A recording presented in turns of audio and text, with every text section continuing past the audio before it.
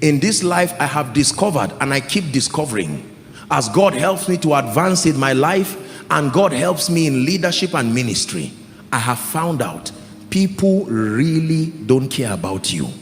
This is a very painful revelation. It takes a long time usually for people. People don't care about you at all. They are passionately obsessed with making a meaning out of their own lives. So whatever will make them leave their own affairs and zoom their attention to you has to be divine. Listen, most of us have this superstitious idea that just because I love God, everybody will shut down on their destinies and just pay attention to me. No, sir. Apostle, the other day I sat in church and someone was looking at me and smiling. My brother, as he was looking at you, he was thinking about something else. I can almost tell you, you are not the one he was looking at. I'm not being sarcastic. Have you seen people talk and walk and you think they are talking to you, but they are talking about themselves? How is this rent going to come? Say, sorry, I'm not talking to you. I'm discussing something serious. Listen, do you know why I'm teaching you this? It's not just to laugh and to scorn. If it is true that your success does not just depend the dynamics of the manifestation now, is God in partnership to men to make it happen, and these men are currently distracted pursuing their own destinies, then what do you think will make those men to leave whatever it is and then turn to you and give you dedicated investment of their time, dedicated investment of their resources, dedicated investment of their energy, allow you to climb and leverage upon them? I was preaching, I was preaching years ago, and a man of God preached before me, and he shared a story that I found very, very powerful. Pay attention to the story. This is what he said: that there was a senior advocate, I think in this country or so, or around the world, very senior legal practitioner, very wealthy, very successful, influential, one whose name is a key. You know, names can be two things: keys or padlocks. But this one, his name is a key. And there was this young lawyer who had tried to set up his firm. It failed. Very sincere, smart gentleman. Watch this. And he was really frustrated.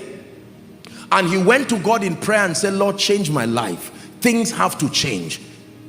And every time he would stand, he would see some of these top clients, institutions running around to talk to that senior advocate, to help them, you know, in all kinds of legal services. And these people would be bidding for millions of dollars. And that gentleman felt life was so unfair. I'm just looking for a fraction of this thing. Look what they want to give this man, and he's leaving them. And what kind of thing is this? When God wanted to help that gentleman, this is what happened. In the presence, I think they were at a conference, and there were several people, businessmen, billionaires, other lawyers, the captains of industry. And this young man came and cried and said, sir, please help me. Please change my life. And the man said, okay, I will help you. And he said, follow me. And he came out of the veranda, and everybody was looking at him. Oh, this is that our senior advocate. What is he doing with this guy? Then he began to talk with him. So how are you? How is your wife? I said, sir, that's not the issue.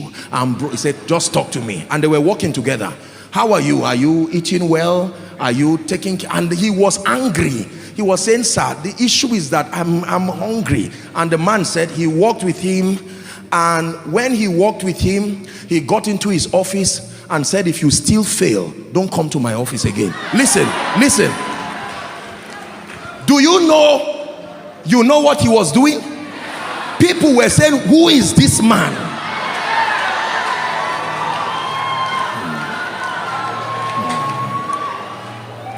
Please sit down. Sit down and learn. You are in the house of God.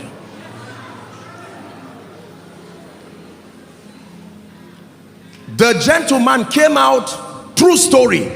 He was about to look for a bike to go home, and someone stopped him and said, sorry, I saw you with this man. Listen. He did not even ask him if he was ill. He said, sorry, we've been trying to get him to negotiate a deal for us, but our rate, can we please, can we walk with you? And he mentioned a rate that was a breakthrough, and the gentleman was wise to compose himself. Listen, true story. The moment he did that, God granted him grace, called some of his partners and worked together, and within a year this gentleman got a gift and went back to the office of that senior advocate. He knelt down and said, thank you for changing my life. Then the senior advocate asked him, he said, do you know what happened to you? That's what I'm interested in. Keep your gift. You have to study what happened to you so that you will use it on others too. Favor is when an individual invests his credibility on you.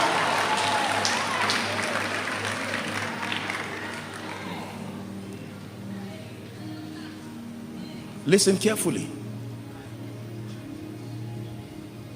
Who likes you in this kingdom?